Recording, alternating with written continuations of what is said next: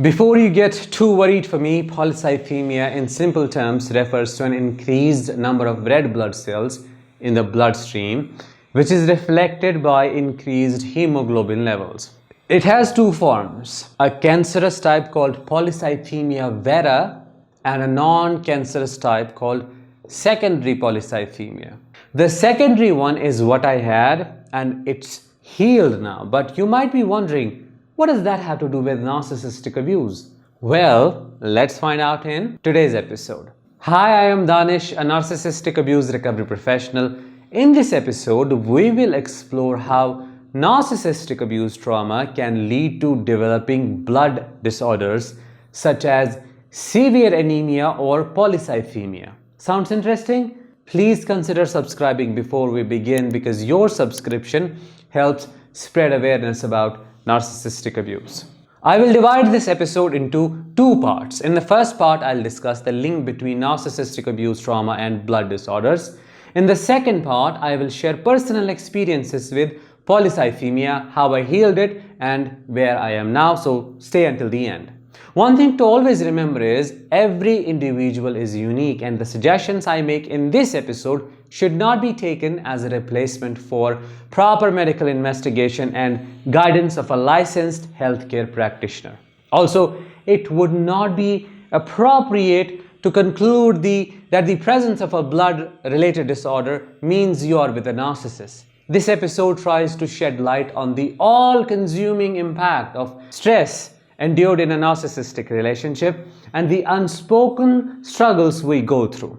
It aims to help survivors like you and me get the validation we fail to get from traditional sources of support and treatment. Chronic psychological stress caused by surviving a narcissistic relationship has a wide range of physiological effects on the body.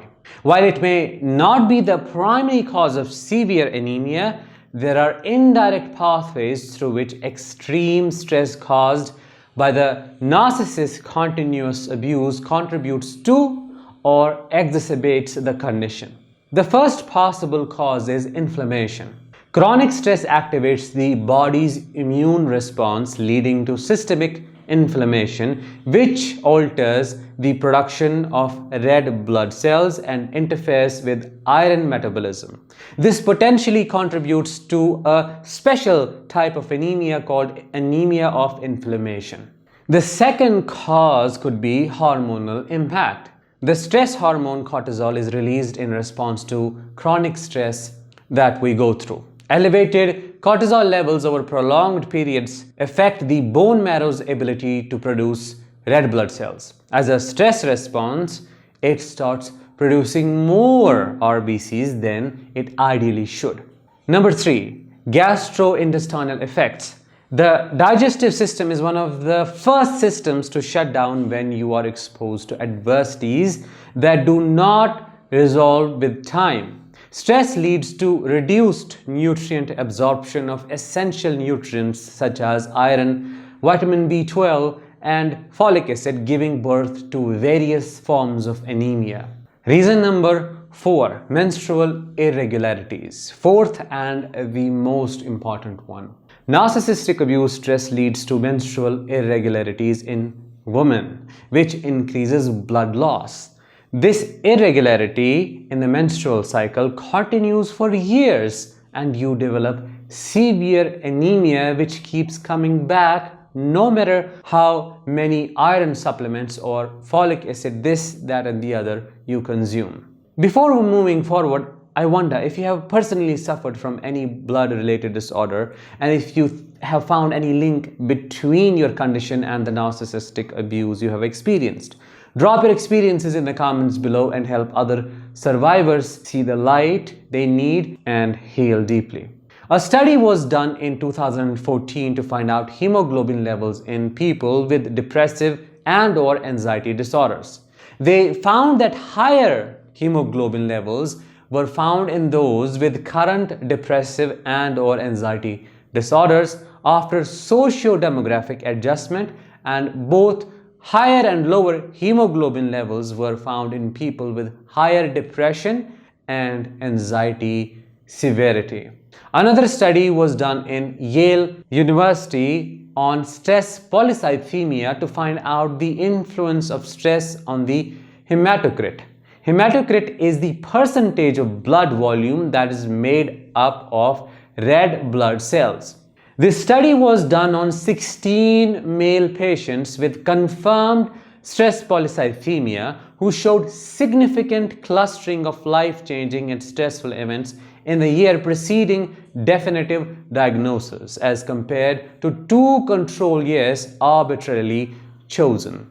Psychological tests administered to these patients indicated that their scores on anxiety levels were significantly higher than the normal levels. It was also noted that these patients had a very high incidence of other psychosomatic diseases like peptic ulcers and ulcerative colitis.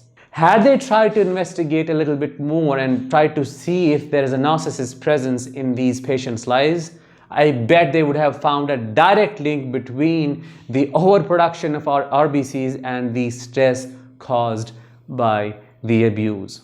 Chronic stress or prolonged emotional strain caused by the narcissist influences the body in such a way that it also increases red blood cell production, which is the reverse of anemia and the other end of the spectrum. Here are 2 things that could possibly explain the stress polycythemia in depth. Number 1, hypoxia and oxygen sensing.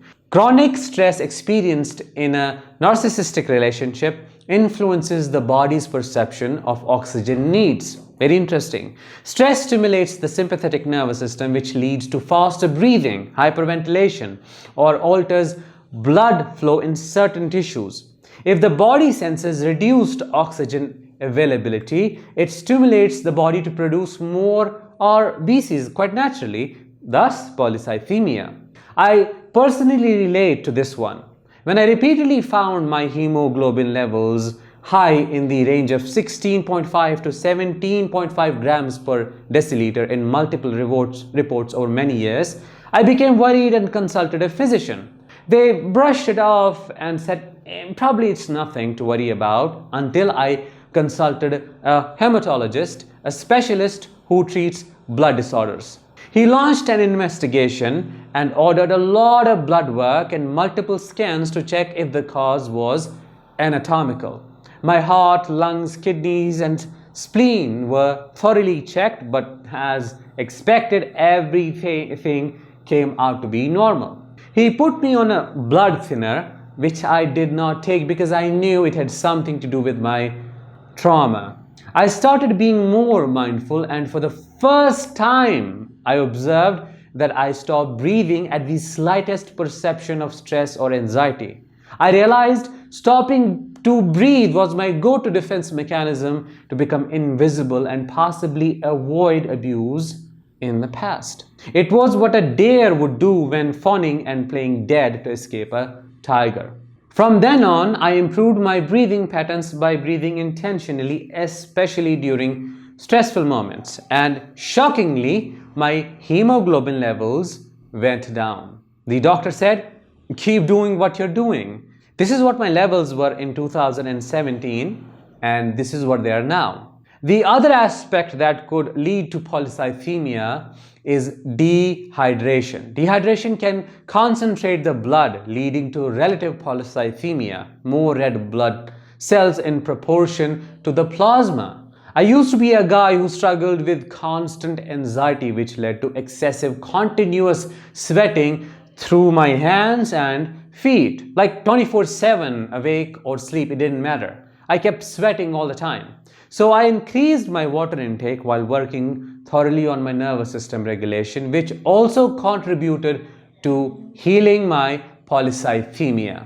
To conclude, stress experienced in a narcissistic relationship can manifest in various forms, one of which is blood disorders. In this episode, we explored 2 types of blood disorders: severe anemia and polycythemia.